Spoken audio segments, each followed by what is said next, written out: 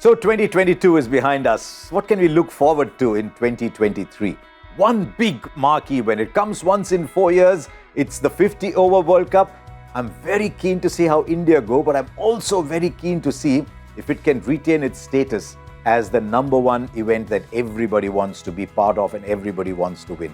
I wonder if you're starting to see a shift towards a T20 World Cup as being the pinnacle of achievement, but this World Cup in October and November will tell you that. I'm looking forward to uniformity in selection right through the year so that by the time October, November comes, you're ready. Much like what Dhoni said about 2011. Bring about uniformity in selection. And that is why the one thing I'm looking forward to more than anything else is the best selectors that you can get all over India. Everything else follows as an outcome of that. So I'd like India to spend time in picking the right selectors. We spend a lot of time in picking the coach and the coaching staff, but the selectors have as big a role to play as well. So I'd like to see selection being given due importance in the build-up to winning in 2023. What else does India need to win in 23? You need your all-rounders around and you need them to be fit, and you need a production line that's coming through to challenge the established stars. And that is why I want to see a huge focus on fitness in 2023, but I also want to see a big thrust in producing more all-rounders. Every batter must bowl. Look at all the great Indian limited overs wins of the past. Whether it was 2011, which is most in recent memory, where you had Yuvraj bowling, Raina bowling, Sehwag if you wanted to, a little bit of Tendulkar still left if you wanted to, but you had those options to go to that allowed you to get the right balance. You go back to 1983 to 85. Every time India's won a major tournament, they've been all-rounders, and there's a very, very worrying shortage of all-rounders. So I'd love all the scouts around in 23 to look for all-rounders, get batters to discover their second skill, get bowlers to go in and bat a little bit. I want to see all-rounders, and I want to see the return to A tours. All the players that came in and made India a strong test side when there were injury concerns all happened because of A-team cricket. So I'd like to see a big thrust back towards A-team cricket. Not just a game or two before you embark on a senior team tour to that country, but just independent A-team tours. Then there's the World Test Championship final. Of course, that depends on what happens India versus Australia. I'd like to see good sporting tracks against Australia, but tracks that turn. There's absolutely nothing wrong in having home advantage. I'd like to see tracks that support the home side, tracks that turn, creating tracks that are advantages to you. Works in all sport. There's home advantage in football, in Davis Cup. You create the courts that you want. So I see no harm in creating tracks that you want.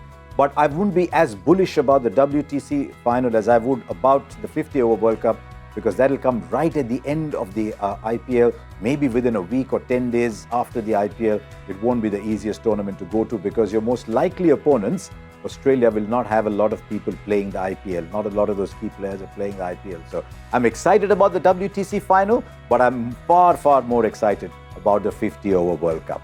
I'm also looking forward to the women's IPL. Now that we are here, I'm very interested in seeing that the BCCI has gone in for the television rights package before finalizing the teams and where they will be based. And I can see why they've done that. It's a closed bidding system, which means you're most likely to get one irrational bid, which is what you want, someone who desperately wants more cricket, more women's cricket with you. But it also shows a certain profitability path to the franchises, which will allow the franchises to bid higher than bidding in the dark, not knowing what their projected income is likely to be over 5 or 10 years. So I'm quite happy with that process, but I think the women's IPL at the moment has a development objective which is far greater than a profit objective.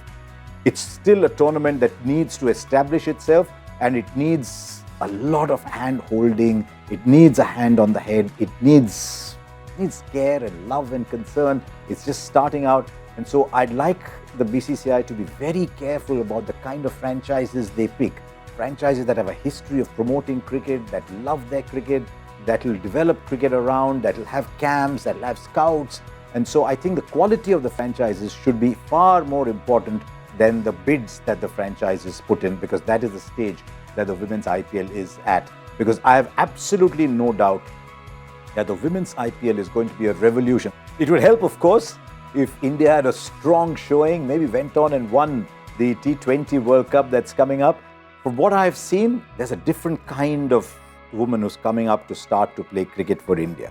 You're not only talking about the Shafali Varmas, the Richa Ghoshes, the Pooja Vastrakars, but there's a group of young players coming through who are willing to play brave, aggressive cricket. And so I'm a little bit more bullish about India at the T20 World Cup, but we'll wait and see. It'll be the icing on the cake. And the last thing I'm looking ahead to in 2023 is that the IPL is back. For such a young tournament, it's already had so much turbulence around it, whether it was going to South Africa, whether it was playing in the UAE, 2 teams going out, 2 coming in, then 2 others coming in. There's so much that's happened. I'm looking forward to steady state, 10 teams playing home and away, and all that entails in terms of the kind of surfaces. You know, one of the reasons the IPL is a difficult tournament is you're playing 7 games at home and you're playing 7 games away. You've got to have players in your team that can play on different surfaces. You make your home conditions a fortress, try and win all 7 or 6 out of the 7 games at home. So the IPL will have a different dimension this year than what it's been over the last